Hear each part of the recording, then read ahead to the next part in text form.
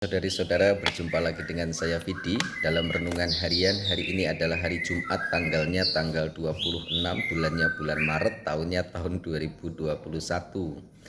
Bacaan hari Jumat ini, bacaan pertama diambil dari kitab Nabi Yeremia bab 20 ayat 10 sampai dengan ayat 13, dan bacaan Injil diambil dari Injil Yohanes bab 10 ayat 31 sampai dengan ayat 42.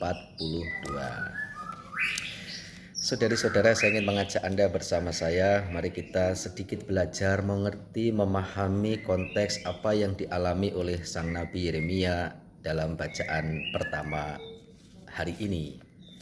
Nabi Yeremia itu mengalami dua periode di mana di masa ia menjalankan tugas perutusan seorang nabi.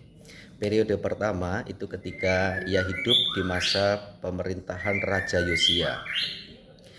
Dalam periode ini, situasi yang dialami Yeremia kebanyakan cenderung kondusif. Kondusif artinya lebih mudah karena banyak orang termasuk raja, lalu kemudian beberapa tokoh-tokoh itu cenderung mendukung Yeremia.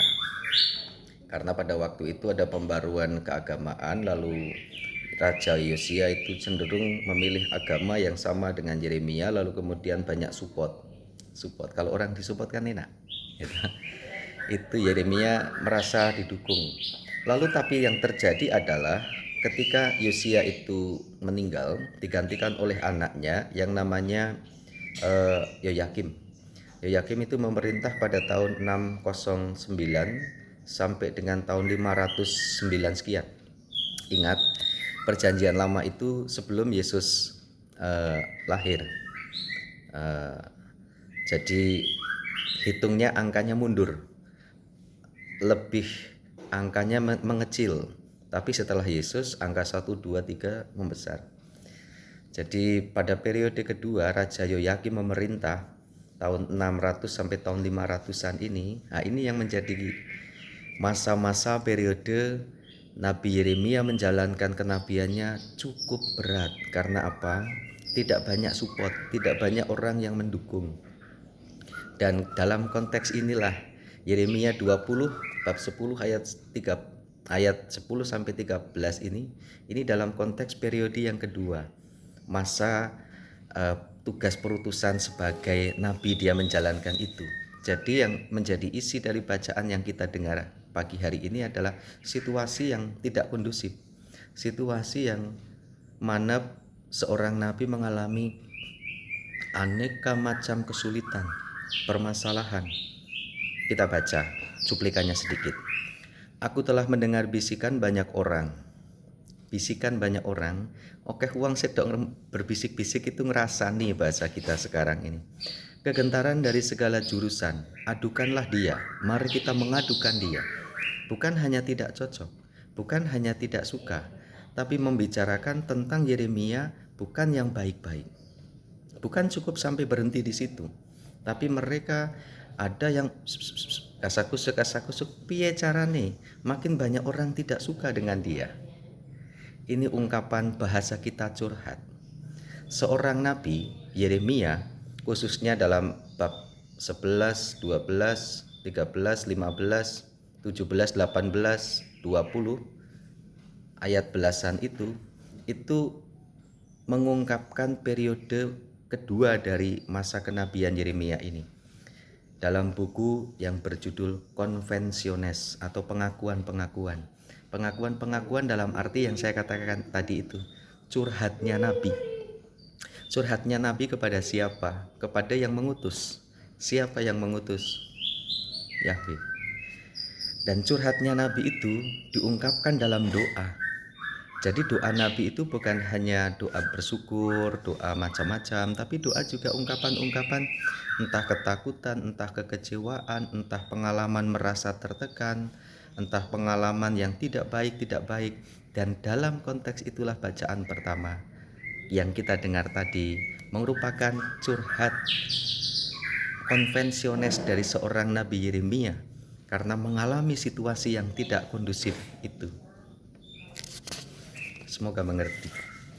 Dalam bacaan Injil hampir mirip. Yesus pun kehadirannya tidak selalu diterima, cocok di hadapan atau diterima oleh orang-orang banyak pada waktu itu. Bahkan ada yang mau melempari dia dengan batu, saking tidak cocoknya yang sudah amat lebih. Ada yang selalu menentang, ada yang kasakusuk di belakang, sampai dengan ada usaha pembunuhan terhadap Tuhan. Menghadapi realita begini, Yesus bukan hanya curhat seperti Nabi Yeremia dalam bacaan pertama. Dia berusaha untuk bukan membela diri. Dia berusaha untuk menjelaskan kehadiran tugas perutusannya, bukan kehendaknya sendiri. Dia datang itu karena perutusan, karena ada tugas misi yang diemban. Masalah orang mau percaya atau tidak, menerima atau tidak, Tuhan tidak memaksa. Tidak ada unsur paksaan di sana. Bahkan dengan jelas ada orang yang tidak suka, ya sudah. Yesus bahkan menyingkir ke daerah seberang Yordan, tempat di mana dulu Yohanes Pembaptis tinggal, dan Yesus juga tinggal beberapa saat di situ. Apa yang bisa kita renungkan, saudari-saudara? Dalam menjalani tugas perutusan tidak baik kalau seorang utusan itu berusaha untuk memaksakan kehadirannya agar bisa diterima oleh orang-orang. Itu bukan realistis. Realitanya adalah dalam menjalani tugas perutusan ada orang yang cocok dengan kita, ada juga yang tidak. Ada orang yang suka dengan kita, ada juga yang tidak. Ini realita, kenyataan hidup. Hidup dalam realitas seperti itulah yang dialami oleh Yesus juga Yeremia. Maka ketika kita berangan-angan semua orang agar bisa menerima ketika saya hadir bersama dengan sesama dalam menjalani tugas perutusan, nek semua kontrimo dhewe ya, itu hidup dalam angan-angan dan tidak realistis. Dan menjadi berat bagi pikiran dan batin kita dalam menjalani tugas perutusan. Tidak ada, tidak memerlukan memaksa orang lain harus suka, harus cocok, harus klop dengan keberadaan di mana sang utusan itu menjalankan misi. Kita belajar pada Tuhan Yesus. Tetapi kita dikuatkan juga ketika kita mengalami seperti itu, karena Yeremia, nabi besar dalam perjanjian lama, pun mengalaminya. Ada istilah yang saya tertarik begini. Sehebat-hebatnya orang menjelaskan tentang apa yang dibuat, tentang kebaikan-kebaikan, kalau orang itu pada dasarnya tidak suka, ya tidak akan banyak dampak.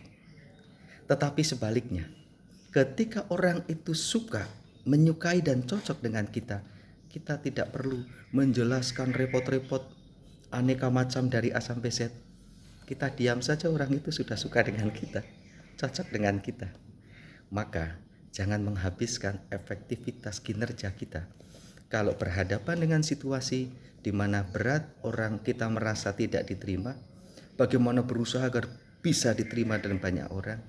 Ya, yang penting kita melakukan karya, misi, tugas perutusan dengan baik saja, sudah cukup. Semoga bacaan Injil, bacaan pertama menginspirasi hidup kita. Tuhan memberkati Anda dan saya, berkah dalam